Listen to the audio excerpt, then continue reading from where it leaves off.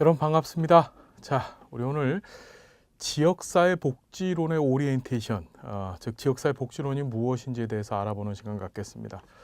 자, 지역사회 복지론은 우리 2교시, 즉 두 번째 과목의 마지막, 즉 세 번째 영역이 되죠. 그렇죠. 말 그대로 이제 지역사회를 사회복지 실천의 대상으로 여기는 겁니다.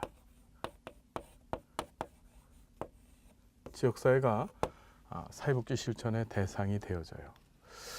좀 더 구체적으로 말씀드리면 지역사회의 주민들, 즉 지역사회에 거주하고 있는 지역사회를 기반으로 생활하고 있는 주민들의 이 지역사회 관련 문제와 또 거기에서 발생한 문제 해결의 욕구 충족을 이제 체계적으로 우리가 다뤄보는 그리고 또 기술적으로 다뤄보는 영역이 바로 이 지역사회 복지론이죠.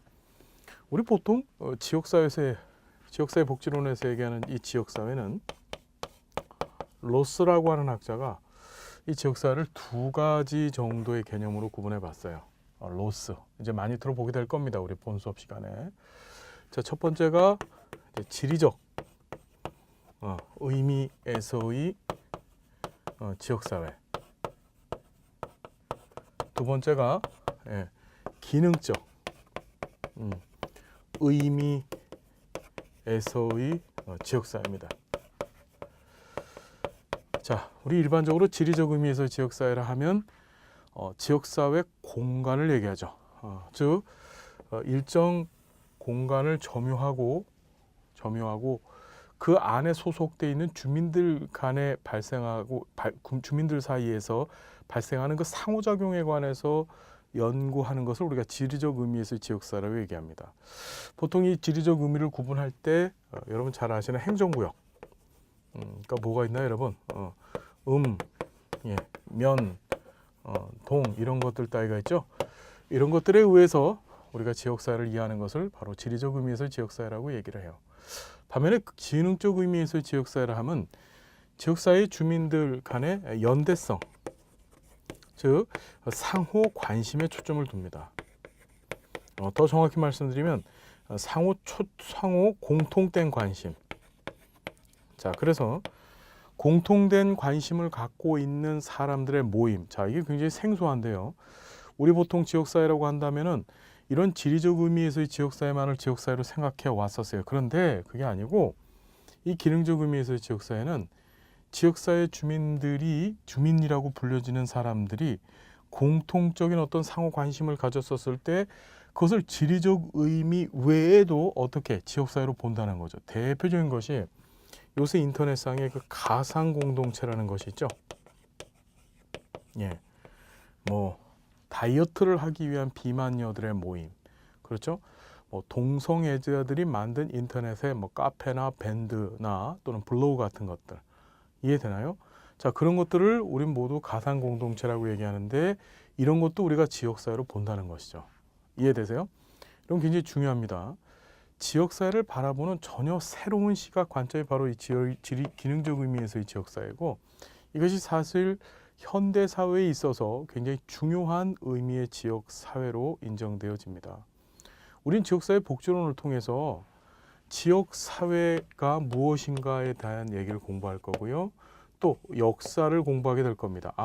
지역사회 복지 실천, 이런 역사적 과정과 절차가 있었구나. 그 역사를 공부하고 또 지역사회 실천을 수행하기 위한 모델들을 공부하게 될 거예요. 그래서 로스만이라고 하는 학자가 이야기했던 세 가지 모델, 우리가 보통 A형, B형, C형 모델이라고 하는데 지역사회 개발 모델과 그 다음에 사회 계획 모델, 마지막으로 사회 행동 모델을 기초, 뿌리로 해서 기타 여러 학자들의 모델을 우리가 공부를 하게 될 거고요. 그 다음에 지역사회 복지 실천의 일련의 과정에 대해서도 우리가 깊이 있게 공부를 할 겁니다. 자, 지역사회 복지론을 우리가 공부하면서 가장 중요한 지역사회 복지만의 키워드가 있는데 그걸 우리는 보통 주민 참여라고 얘기를 해요. 뭐라고? 주민 참여.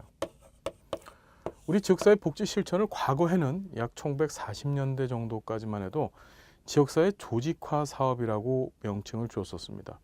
지역사회 조직화 사업이라 하면 지역사회 복지 실천을 수행하기 위해서 자, 사회복지사가 지역사회에 개입하게 됩니다. 근데 그 사회복지사 역할은 무엇이냐?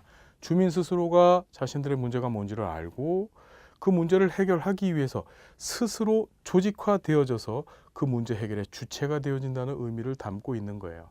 여러분, 어떤 얘기인지 이해가 되시죠? 자, 그런 관점에서 지역사회 복지 실천의 궁극적인 목적과 방향성은 바로 뭐다? 주민들이 자신들의 문제와 그리고 문제 해결에 있어서 적극적으로 참여하게 만드는 것이다. 다시 한번 한마디로 정리하면 이 지역사회 복지론의 가장 중요한 키워드가 바로 주민 참여라는 거죠. 여러분, 지역사회 복지론 조금 공부하시면 됩니다. 뭐 다 조금만 공부하면 된다고 얘기하니까 뭐 어떻게 받아들이실지 몰라요. 하지만 제 강의 그다음에 우리 교재 내용 있는 정도로만 공부하시면은 충분히 시험에 합격하실 수 있습니다. 저도 최선을 다하겠습니다. 여러분들도 최선을 다해서 이 수업 시간을 즐기면서 행복해하면서 사회복지사로서 내가 갖춰야 될 지식들을 갖춘다라고 하는 그런 각오하에서 임해 주셨으면 정말 감사하겠습니다. 함께해서 고맙고 다음 시간 우리 또 행복한 모습으로 만나 뵙겠습니다. 여러분 감사합니다.